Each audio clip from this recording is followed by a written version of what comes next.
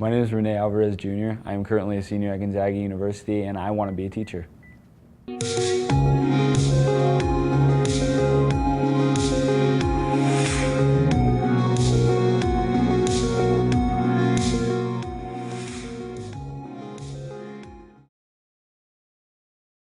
So today we're just going to be working on research, so take the survey. It's probably going to take about 15 minutes to finish the survey. After you're done with the survey. Student teaching this semester has been really good.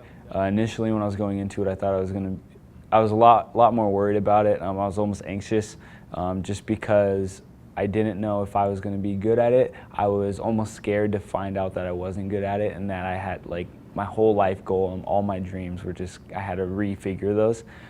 But I think for the most part it's been really well.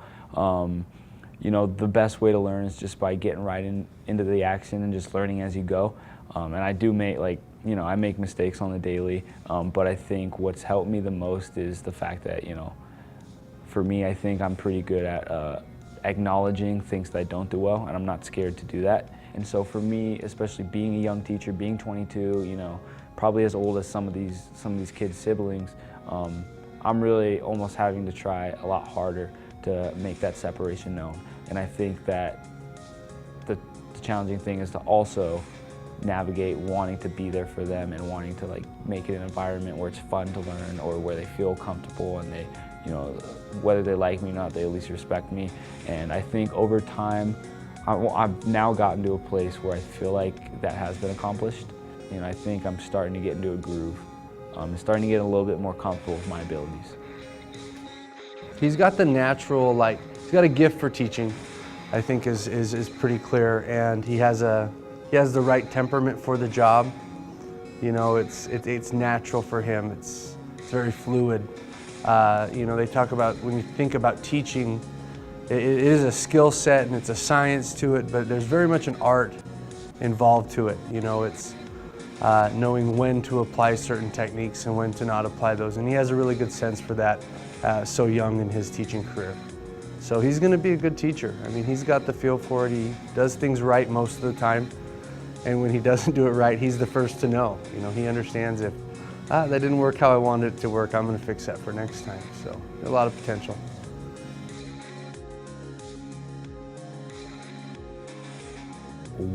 One thing when I'm teaching and when I'm interacting with students that seems to really pop out at me is how much the students remind me of people that I love. I have a lot of students, even just small details about their character or the way that they express themselves really reminds me of some of my siblings' interactions or their attitudes towards school or their actions in school. I have, there are a couple female students that I have that really remind me of different bits and pieces of some of my sisters who might have had, a more challenging experience achieving highly in school.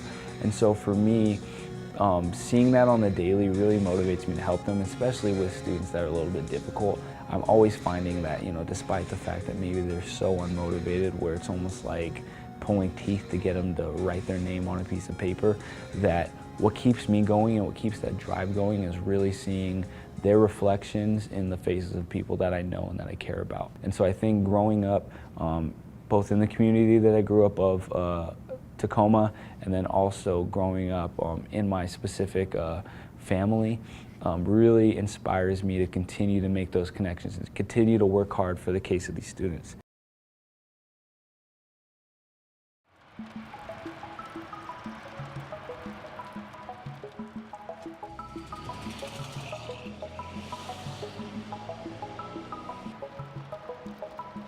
Just growing up in that area of Tacoma, yeah, as a kid it was interesting. Even at a young age, I knew what a crackhead was. I knew what people on drugs looked like.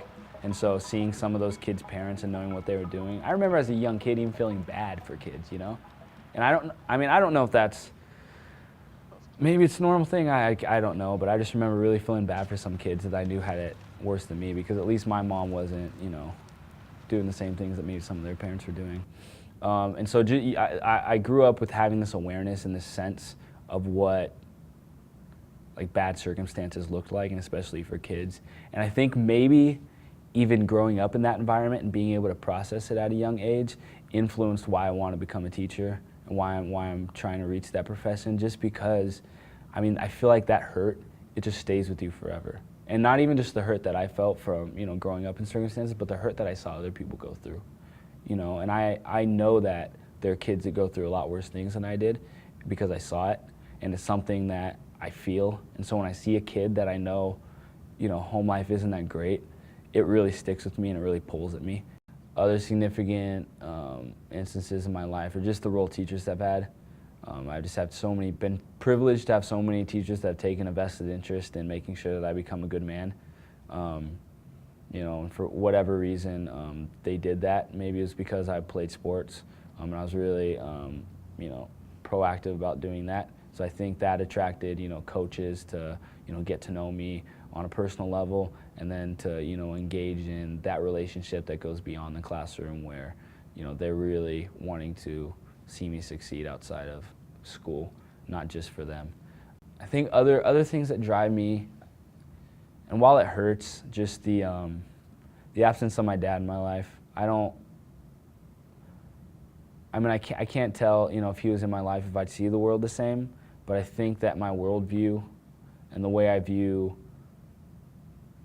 you know, what it means to be a man, I guess, is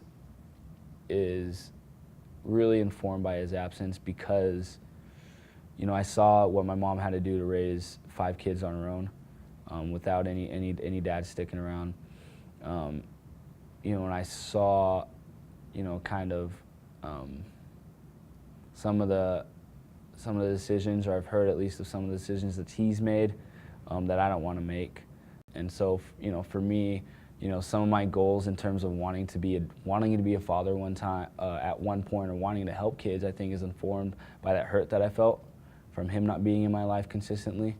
And, you know, and that's something that, you know, even as you grow up, and I'm 22 now, I still have, like, quote unquote daddy issues, I think, just because I don't know if you ever get over that. You know, I mean, and I remember crying one time after a football game.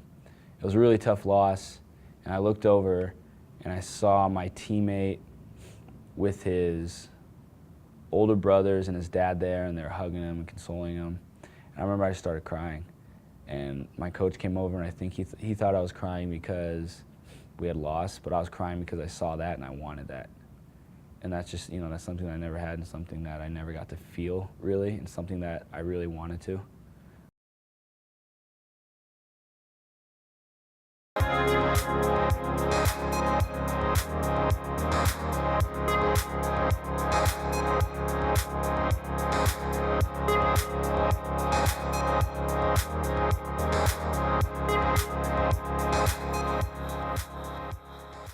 It's, you know, I think the easiest way to say it for me is I'm going to be really sad when he leaves.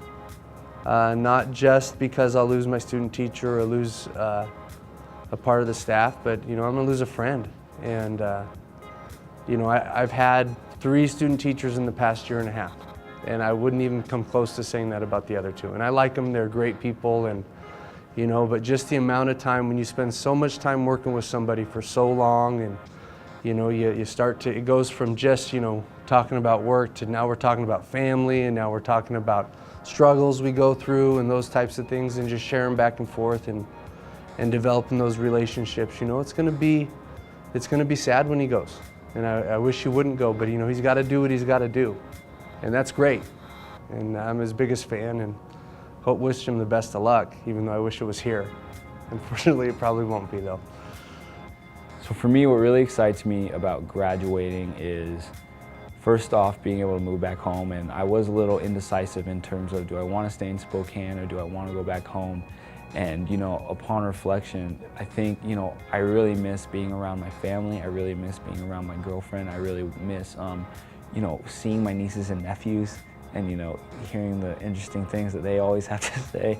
And so what really excites me is just being a part of that family again, which was so foundational to building whatever the heck I end up becoming. I mean, that was all them. And so just being around them, and also really seeing the impact that me graduating college has on them. Because it's really interesting as the days lead up to graduation, you know, me telling them, hey, I don't care if you don't come to Spokane because I know money's tight. Hearing their responses, heck no, we want to go.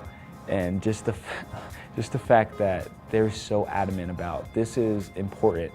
And it really makes me reconnect the fact that this isn't so much important for myself as it is for them. And not just because they think they're living vicariously through them, but I think that just a powerful statement, like in terms of having a family lineage and a family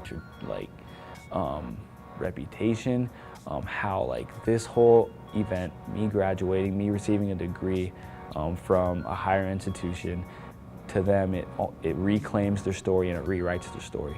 And something that's been there, that's been a negative narrative, can now turn to something very hopeful.